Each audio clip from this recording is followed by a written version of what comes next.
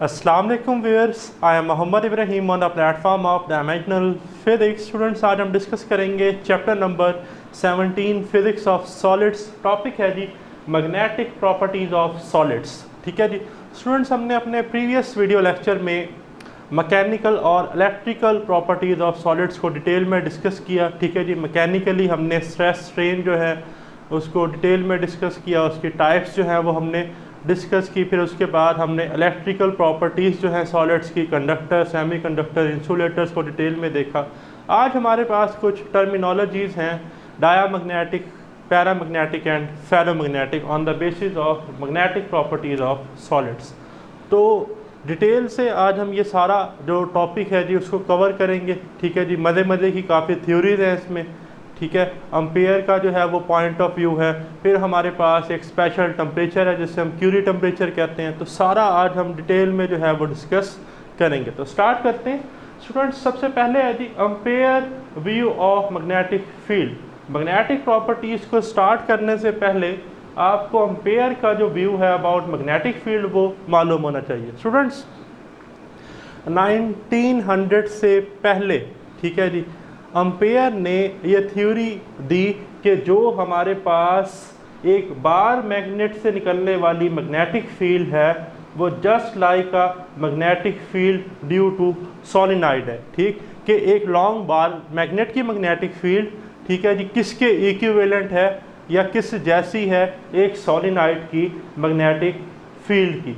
ठीक, तो according to ampere the circulating currents moving charges is the source of magnetic field. ठीक है जी, अगर किसी वायर में से करंट प्रोड्यूस हो रहा है, ठीक है जी, करंट जो है वो उसमें फ्लो कर रहा है, यानी कि चार्जेस फ्लो कर रहे हैं, तो तब हमारे पास उसमें उसके सराउंडिंग में क्या प्रोड्यूस होती थी, मैग्नेटिक फील्ड्स। एम्पेयर लॉ में हमने डिस्कस किया magnetic field due to solenoid में B = μ0 Ni।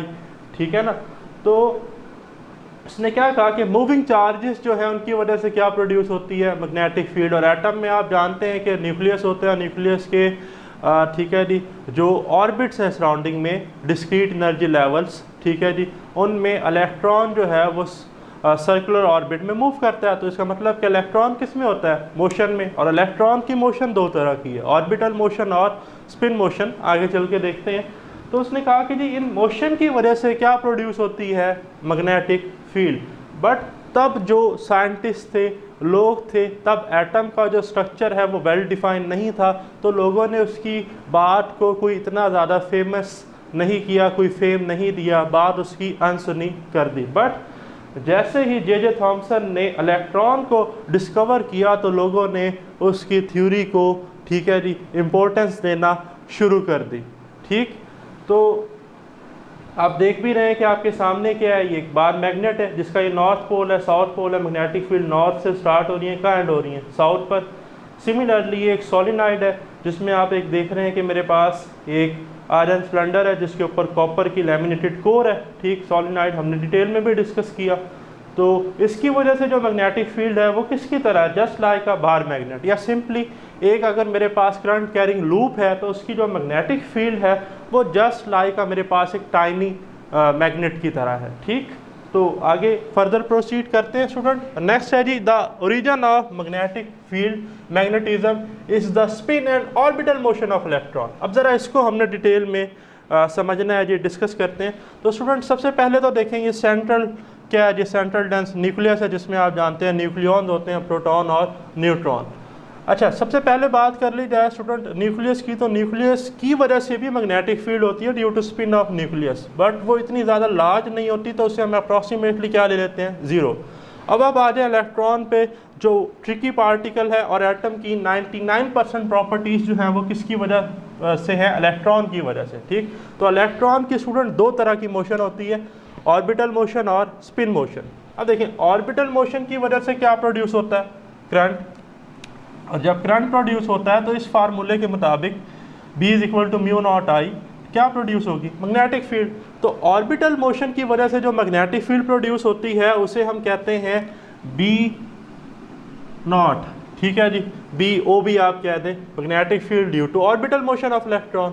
लेकिन आपको पता है कि स्टूडेंट जिस तरह से जो हमारी अर्थ है अपने एक्सिस पर रिवॉल्व भी करती है और सन के गिर्द अपना ऑर्बिट भी कंप्लीट करती है तो उसकी जो स्पिन मोशन है अबाउट इट्स ऑन एक्सिस, उसकी वजह से भी मैग्नेटिक फील्ड प्रोड्यूस होगी, ठीक है ना। इलेक्ट्रॉनिक चार्ज है तो हमने पढ़ा था कि change in electric field will produce magnetic field, अगर ये स्पिन कर रहा है तो इलेक्ट्रिक फील्ड में चेंज आएगा, मैग्नेटिक फील्ड प्रोड्यूस होगी। तो स्पिन मोशन की वजह से जो मैग्नेटिक फील्ड प्रोड्यूस होती है उसे हम कहते हैं BS। तो याद रखिएगा टोटल मैग्नेटिक फील्ड जो है वो सम होती है magnetic field due to orbital motion of electron plus magnetic field due to spin motion of electron, ठीक है जी। तो इट्स मीन कि एम्पेयर की बात ठीक थी, ठीक। तो नेक्स्ट देखिए student, types of magnetic substance. अब स्टूडेंट्स याद रखिएगा कि हमारे पास जो मैग्नेटिक सब्सटेंस है, ठीक है जी, वो 3 तरह के होते हैं, ठीक। आप DPF से याद कर लें, ठीक है जी, डायामैग्नेटिक, पैरामैग्नेटिक एंड फेरोमैग्नेटिक, ठीक है जी। इस तरह से अगर आप अरेंजमेंट रखते हैं तो इनकी डेफिनेशंस आपके लिए बड़ी आसान हो जाएंगे, ठीक। तो 1 बाय 1 डिस्कस करते हैं और शॉर्ट क्वेश्चन और MCQs पॉइंट ऑफ व्यू से काफ़ी इंपॉर्टेंट है, ठीक है जी। पहला है जी डायामैग्नेटिक सब्सटेंस। डायामैग्नेटिक स्टूडेंट्स क्या होते हैं? Substance in which magnetic field due to orbital motion of electron and magnetic field due to spin motion of electron cancel each other। ये दोनों एक दूसरे को क्या कर दें? कैंसल कर दें, ठीक है जी।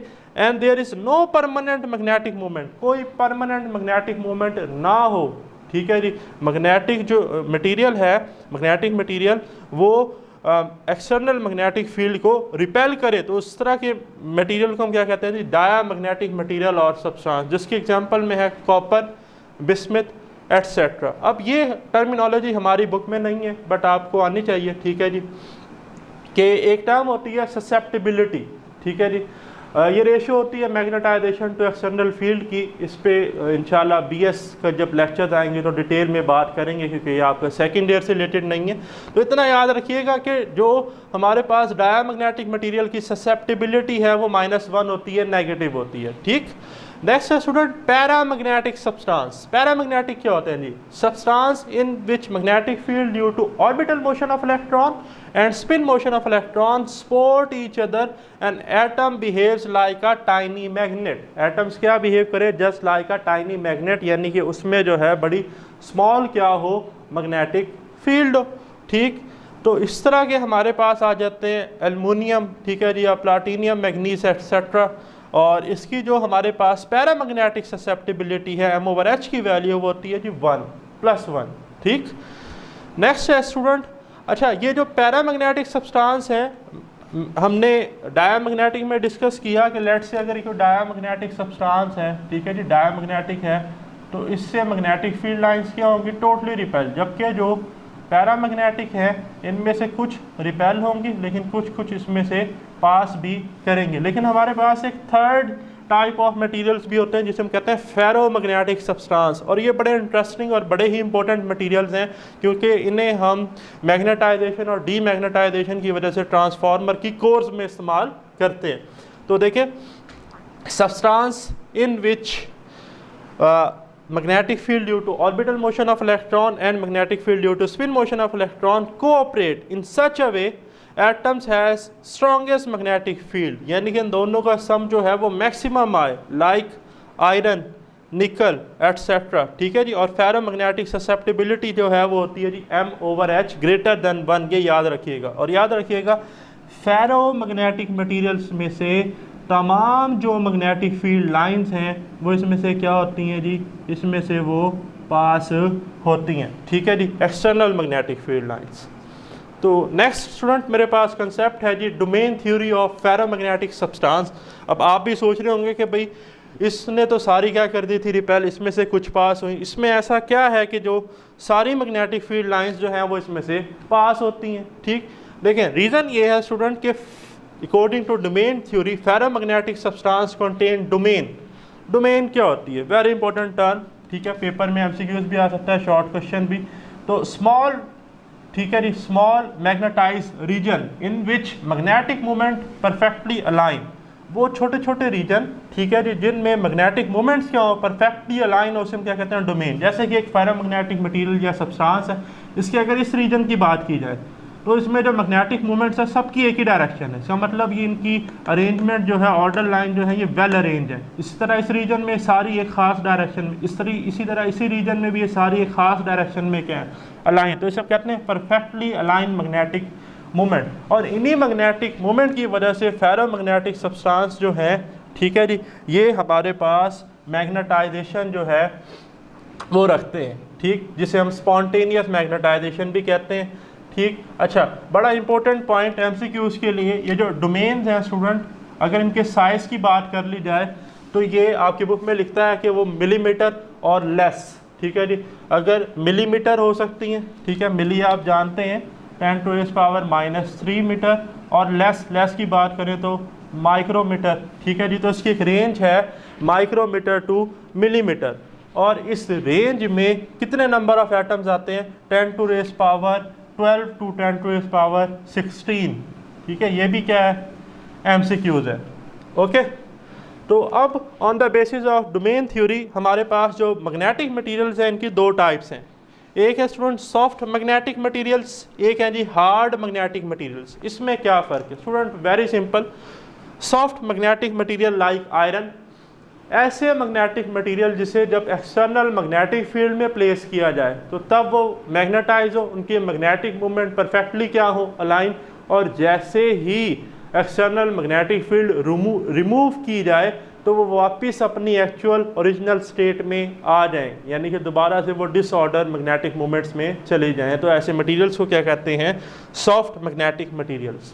But student hard magnetic materials क्या होते हैं, ऐसे मैग्नेटिक मटेरियल्स या स्टील जिसकी एग्जांपल है कि अगर उसे हम एक्सटर्नल मैग्नेटिक फील्ड में प्लेस करें तो उसकी मैग्नेटिक मोमेंट्स जो है वो अलाइन होंगे, और जैसे ही हम एक्सटर्नल मैग्नेटिक फील्ड रिमूव करेंगे तो हम ये ऑब्जर्व करेंगे कि स्टील की जो मैग्नेटिक मोमेंट है वो in the absence of magnetic field भी अलाइन रहेंगी, यानी कि उसमें जो हमारे पास ऑर्डर लाइन है मैग्नेटिक मोमेंट्स की वो वेल अरेंजमेंट होगी, ठीक है जी, और वो डिस्टर्ब या डिसऑर्डर फॉर्म में नहीं जाएंगी। इस तरह के मटेरियल को हम क्या कहते हैं, हार्ड मैग्नेटिक मटेरियल, ठीक है जी। स्टूडेंट नेक्स्ट मेरे पास एक टर्म है, टर्मिनोलॉजी है, जिसे हम कहते हैं जी क्यूरी टेम्परेचर। तो डिस्कस करते हैं जी कि क्यूरी टेम्परेचर क्या होता है, ठीक है जी।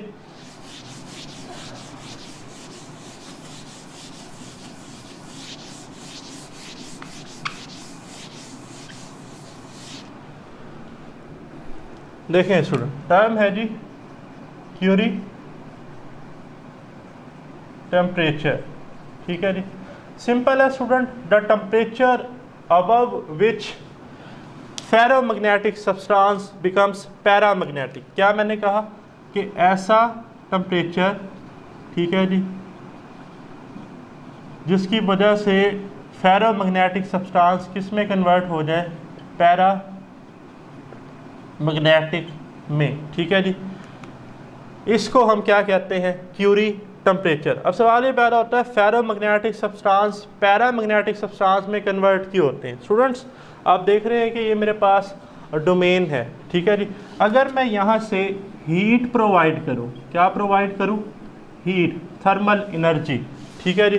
तो थर्मल एनर्जी की वजह से ये जो ऑर्डर लाइन अरेंजमेंट है मैग्नेटिक मूवमेंट्स की, ये डिसऑर्डर लाइन अरेंजमेंट में शिफ्ट होगी, कन्वर्ट होगी, ठीक। अगर मैं इस पोर्शन की लेट से बात करता हूँ, ठीक है, आपको समझाने के लिए इस डोमेन की, तो इसमें पहले ये सारी वेल लाइन थी, ठीक है जी। अब आप ज़रा इनकी डायरेक्शन देखें, कोई अपवर्ड है, कोई डाउनवर्ड है, कोई राइट साइड पे, कोई बॉटम पे है, सारी क्या है, डिसऑर्डर उसमें। तो हीट की वजह से ये सारी जो हैं, ठीक है जी, रैंडम मोशन में आ जाएंगी। तो जो ऑर्डर स्ट्रक्चर था वो अब ऑर्डर नहीं रहेगा, किस तरफ शिफ्ट होगा, डिसऑर्डर की तरफ। तो हम फेरोमैग्नेटिक फेज से किस फेज में आ जाएंगे, पैरामैग्नेटिक में, ड्यू टू हीट और थर्मल एनर्जी। तो इस टेम्परेचर को हम कहते हैं temperature above ferromagnetic material becomes paramagnetic is called Curie temperature. और याद रखिएगा टीसी से रिप्रेजेंट करते हैं, और टीसी जो है आयरन के लिए ये हमारे पास होता है 750 डिग्री सेंटीग्रेड। और अगर मैं इसको केल्विन में लिखूं तो ये बनेगा 750 प्लस 273 जो बन जाएगा 1023 केल्विन, ठीक है जी, ये पेपर में MCQs भी आ जाता है। तो टॉपिक का करते हैं एंड। तो स्टूडेंट्स, अगर आपका इस टॉपिक से रिलेटेड कोई क्वेश्चन है तो कमेंट्स में ज़रूर डिस्कस कीजिएगा। मिलते हैं इंशाल्लाह हिस्टैरिसीस लूप के साथ। अल्लाह हाफिज़।